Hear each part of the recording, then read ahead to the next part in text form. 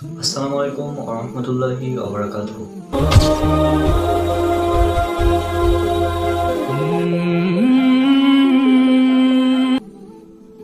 Medical science অনুযায়ী আমরা জানি মাতৃগর্ভে একজন শিশুর প্রথমে তার কান তৈরি হয় এবং পরে তৈরি হয় চোখ, এবং এই বিষয়টি পবিত্র কোরআনে উল্লেখ করা হয়েছে।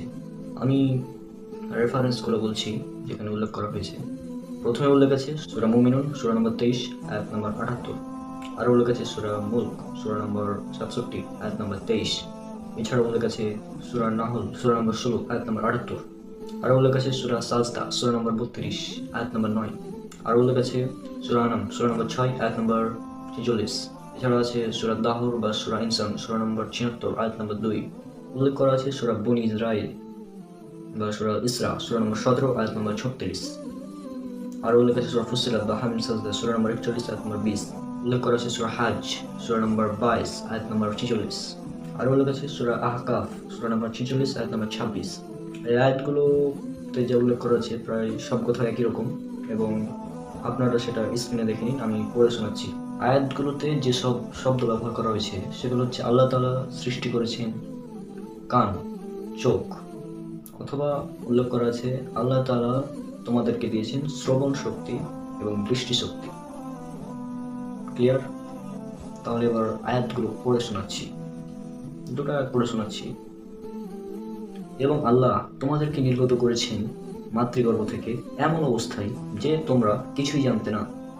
তিনি তোমাদের দিয়েছেন শ্রবণ শক্তি, তিনি তোমাদের দিয়েছেন শ্রবণ শক্তি, দৃষ্টি শক্তি ও হৃদয়, যাতে তোমরা কৃতজ্ঞতা প্রকাশ করতে পারো। আর তিনি তোমাদের জন্য কান, চোখ ও অন্তরসমূহ সৃষ্টি করেছেন। এখানে একটা বিষয় লক্ষণীয়, আল্লাহ তাআলা যেখানেই বলেছেন যে তিনি সৃষ্টি করেছেন, সেখানে তিনি বলেছেন কান, চোখ এবং অন্তর, অর্থাৎ আগে কান, তারপরে চোখ, তারপরে অন্তর। আপনি যদি কোনো সাধারণ মানুষকে জিজ্ঞাসা করেন তাহলে সে আপনাকে বলবে মায়ের পেটে তার প্রথমে চোখ তৈরি হয়, তারপরে কান। এটা সাধারণ মানুষ বলবে আপনাকে। কিন্তু মেডিকেল সায়েন্স, বর্তমান আধুনিক বিজ্ঞান অনুযায়ী আমরা জানি মাতৃগর্ভে একজন শিশুর প্রথমে কান তৈরি হয় এবং তারপরে তৈরি হয় চোখ। আর এই বিষয়টি আল্লাহ পবিত্র কোরআনে বহু জায়গায় উল্লেখ করে দিয়েছেন। তিনি বলে দিয়েছেন তিনি সৃষ্টি করেছেন কান, চোখ, কান, চোখ, যেখানে দেখবেন আগে কান পরে চোখ। যেসব আয়াতগুলোতে আল্লাহ তাআলা অঙ্গের কাজের কথা উল্লেখ করেছেন, অর্থাৎ অঙ্গসমূহের কাজ, সেখানে তিনি আগে চোখ পরে কান। যেমন এটা উল্লেখ আছে সূরা আরাফ সূরা নম্বর 7 আয়াত নম্বর 179 উল্লেখ করা আছে। আর অবশ্যই আমি সৃষ্টি করেছি জাহান্নামের জন্য বহু জিন ও মানুষকে। তাদের রয়েছে অন্তর, তা দ্বারা তা বুঝে না, তাদের রয়েছে চোখ, তা দ্বারা তারা দেখে না, এবং তাদের রয়েছে কান, তা দ্বারা তারা শুনে না। তারা চতুষ্পদ জন্তুর মতো, বরং তারা অধিক পথভ্রষ্ট, তারাই হচ্ছে গাফেল। এই আয়াতে আল্লাহ তাআলা অঙ্গের কাজের কথা বলছেন, যে অঙ্গগুলোর কাজ। আর যেখানে আল্লাহ তাআলা বলছেন অঙ্গ সৃষ্টি, সেখানে আল্লাহ আগে বলেছেন কান, তারপরে চোখ।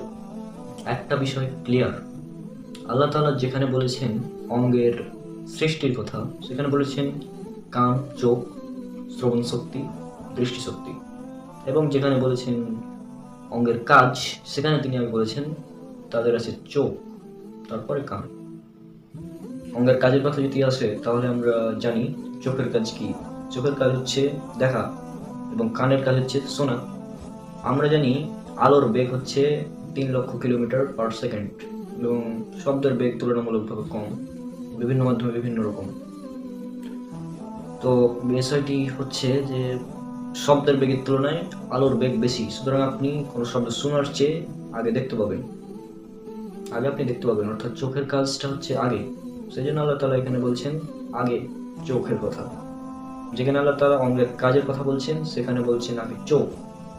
আর যেখানে আল্লাহ তাআলা বলছেন অঙ্গ সৃষ্টির কথা, আল্লাহ তাআলা যেখানে বলছেন আমি সৃষ্টি করেছি, সেখানে বলছেন আগে কান, আগে কান তারপরে চোখ।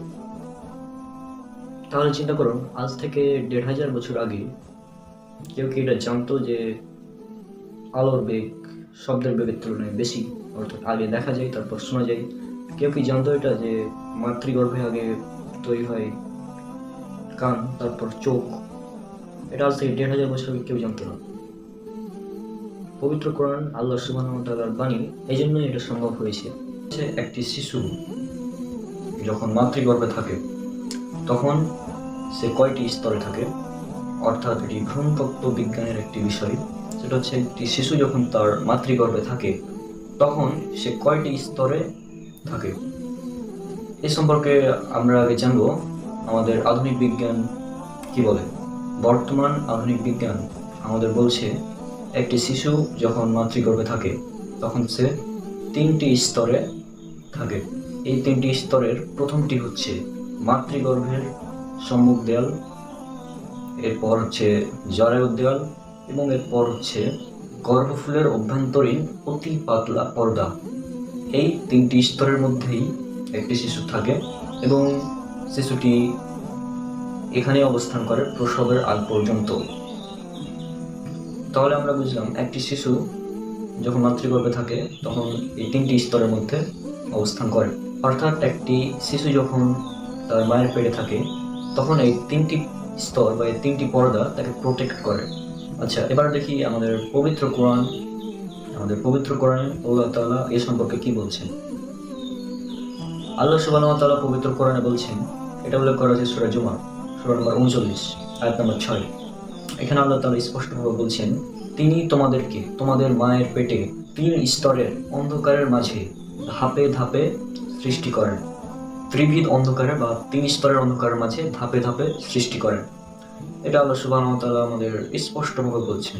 তাহলে আমরা যেটা দেখতে পেলাম পবিত্র কোরআন এবং আধুনিক বিজ্ঞান এখানে সেম, অর্থাৎ আল্লাহ সুবহানাহু ওয়া তাআলা যে বিষয়টা আজ থেকে 1400 থেকে 1500 বছর আগে বলে দিয়েছেন, সে বিষয়টা আধুনিক এমব্রায়োলজি বা ভ্রূণতত্ত্ব কিন্তু আজকে আমাদের জানাচ্ছে যে একটি শিশু যখন মায়ের পেটে থাকে তখন এই 3টি স্তরে সে থাকে। এখন এরপরে যদি কেউ বলে পবিত্র কোরআন আল্লাহ সুবহানাহু ওয়া তাআলার বাণী নয়, এটা মুহাম্মদ সাল্লাল্লাহু আলাইহি সাল্লাম নিজে বানিয়ে লিখেছেন, তাহলে এটা হাস্যকর ছাড়া কিছুই হবে না। কারণ দেখুন, এই এমন একটি বিষয় সে সময়ে কোনো মানুষের পক্ষে জানা সম্ভব ছিল না। আজকে আধুনিক বিজ্ঞান আমাদের এটা জানাচ্ছে, সেজন্য আমরা জানতে পারছি। আর এই সম্পর্কে পবিত্র কোরআনে আল্লাহ সুবহানাহু ওয়া তাআলা আগেই বলে দিয়েছেন, দিস ইজ মিরাকেল। আল্লাহ তাআলা তার পবিত্র গ্রন্থে মানুষকে জানানোর উদ্দেশ্যে বলে দিয়েছেন এবং আল্লাহ তাআলা বলেছেন, নিশ্চয় বিশ্বাসীদের জন্য নিদর্শন রয়েছে পৃথিবীতে এবং তোমাদের নিজেদের মধ্যে। এটা উল্লেখ করে সূরা জারিয়াত 51 নম্বর সূরার 20 এবং 21 নম্বর আয়াতে। পবিত্র কোরআনে এমন আরো অনেক অলৌকিক বিষয় উল্লেখ করা আছে। ইনশাআল্লাহ আগামী পর্বগুলোতে সেগুলো নিয়ে হাজির হব। ভিডিওটি যদি ভালো লেগে থাকে তাহলে অবশ্যই একটি লাইক দিবেন এবং শেয়ার করবেন আপনাদের বন্ধুদের সাথে এবং চ্যানেলকে সাবস্ক্রাইব করে সাথে থাকবেন। আর আমার সবগুলো ভিডিও কপিরাইট ফ্রি, আপনারা চাইলে নিজেদের চ্যানেলে আপলোড করতে পারেন, কোনো নাস্তিক মুসলিমদেরকে দিতে পারেন যাতে তারা এই বিষয়টা জানতে পারে যে ইসলামই একমাত্র সত্য ধর্ম।